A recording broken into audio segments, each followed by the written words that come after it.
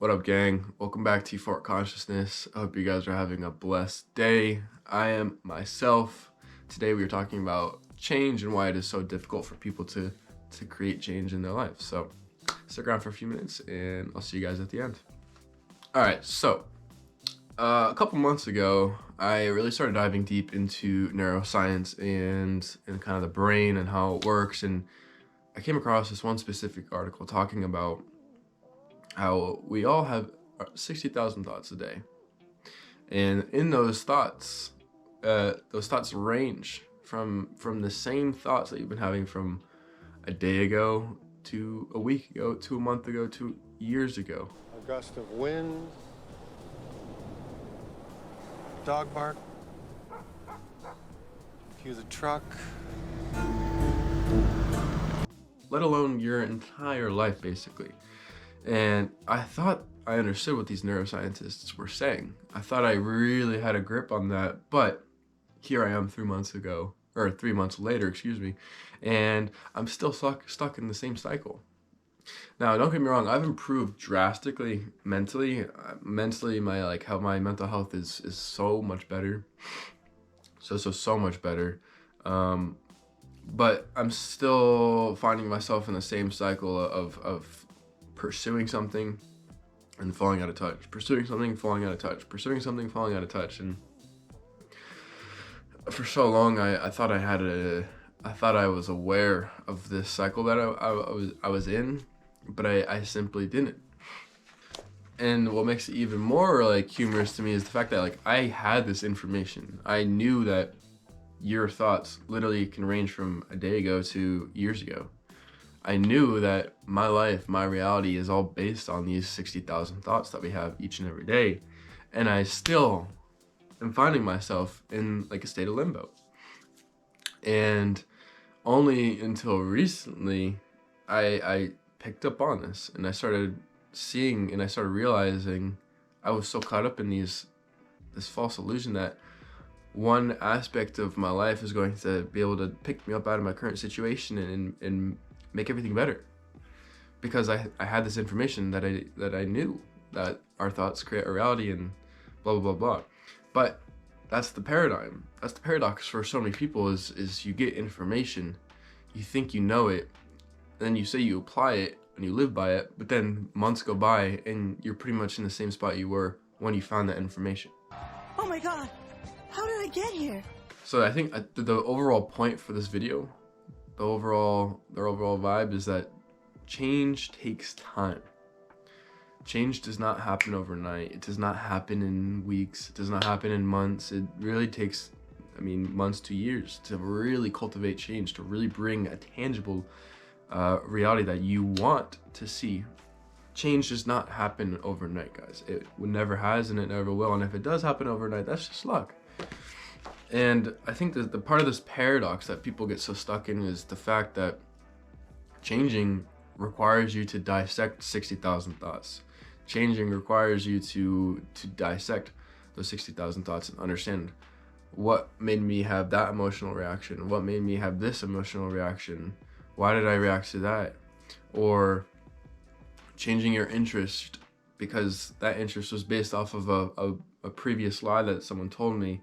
So you really have to completely dissect everything that you know about yourself to the point where you're starting from scratch. For me personally, I never once wanted neck tattoos. I never had any interest in tattoos in general. But now that I've been recreating myself, changing my thoughts, I want neck tattoos. I want arm tattoos. I want tattoos on my body now. So it's been very interesting for me to go from not being interested in tattoos to wanting neck tattoos, arm tattoos. And part of that has been through me changing my thoughts and asking myself, why didn't I want tattoos? And the reason why was because it was based off someone else's opinion. And once I understood that, then I'm like, okay, well, it doesn't matter what that person said, nor what they think about me. What do I want? What do I want to change? And then I had the realization that, man, I've been thinking that thought for so many years now. That's why. So once I was able to dissect that thought, dissect the emotional reaction from the initial interaction with with that person, I was able to create a new aspect to myself. I like turtles. So to the person who is struggling right now and wanting to change, this is for you. Be kind with yourself. Do not try to live in this society where the hustle and the grind is the only way to make it, because if you are putting the hustle over your own mental health, then what is it for? Because I can't f***ing do this anymore! Because if you get to a place where you're hustling and grinding so hard and you lose touch of the actual objective you're trying to get to, then it's all for nothing. Change takes time. Be easy on yourself. And I want you to understand this too. We live in a society where industry preys on your attention. So I'm sure most of you guys have seen Social Dilemma, and for those who haven't, it literally describes how like media, news, everything that we use on our daily lives is basically designed to separate us individually. So especially with cultural separation nowadays is you have these news stations coming out with all this BS information about how this white boy over here did something to this brown boy over there, when in reality it was just a staged event, or just the comparison that they're trying to make literally has no value or has any meaning to it.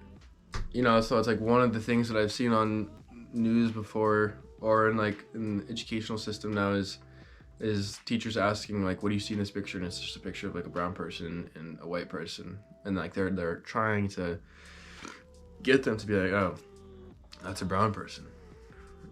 And it just makes me funny. It's like these teachers are literally trying to teach cultural difference now, like as if there's a difference between color. It's really just a difference between who you are as a person at the end of the day. Color doesn't matter. But we live in a society where it preys on people like that. So it's important to understand that and to be watchful with the information that you're dissecting or just putting yourself in front of, because it will affect you whether you want to believe it or not. Another funny thing to me is like with Social Dilemma and highlighting the fact that social media and news try to separate people, is the fact that like you have like the Kyle Rittenhouse case, for example, where the kid defended himself. There's pretty clear evidence that the kid was defending himself. But then you have people coming on social media calling him a white supremacist, racist, and all that stuff, and people are saying that there's no fair justice system, blah blah blah blah blah. But for the first time, someone actually got prosecuted correctly, and the whole point of it is that black people don't get black people get wrongfully persecuted, and white people somehow magically get rightfully prosecuted. But there are thousands of cases of white people getting screwed over by the prison system or the justice system. So it's like people are so focused on white versus brown and how white people somehow magically get free passes, but when you actually like look at real like cases, you'll start to see a trend that it's not even that. It's the prosecution system, the justice system. So it always starts from a bigger organization rather than the people, guys. So it's like, if you're trying to change, man, you are trying to change in the midst of so much confusion. I am confusion.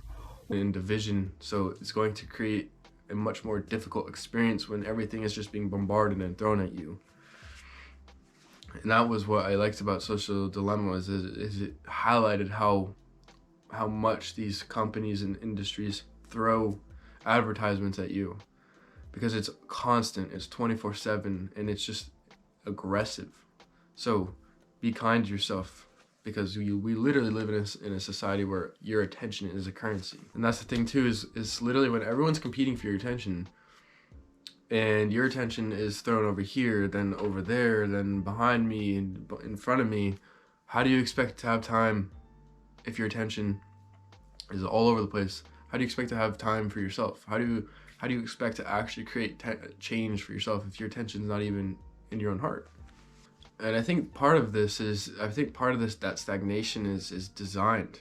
I think in the midst of all this political division, cultural division, division in the pandemic and all that stuff, is part of that is by design, to keep us all in this state of stagnation, confusion, worry, fear, and that ultimately all of this stuff ultimately keeps you from evolving and growing. Now, it's almost like there's consumerism to keep people dumb, if you ask me, but that's borderline conspiracy theorist if you ask me, so gotta be watchful with what you say online, you know what I'm saying?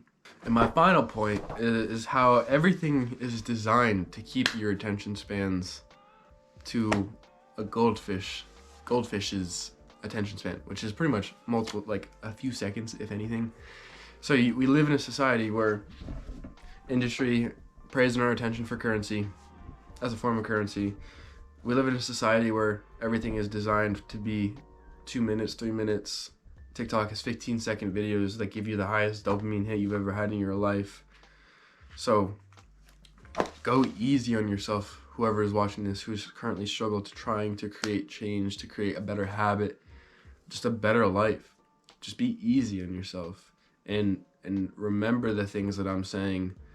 Remember the stuff that you know yourself, and don't fall into that same routine, that same habit, because for me, I've caught myself falling back into the same habit, the same cycle countless times, and each time I catch myself, I become better and better and better, and the faster I catch myself, overall, everything is starting to change for me at a much faster pace. So it takes time.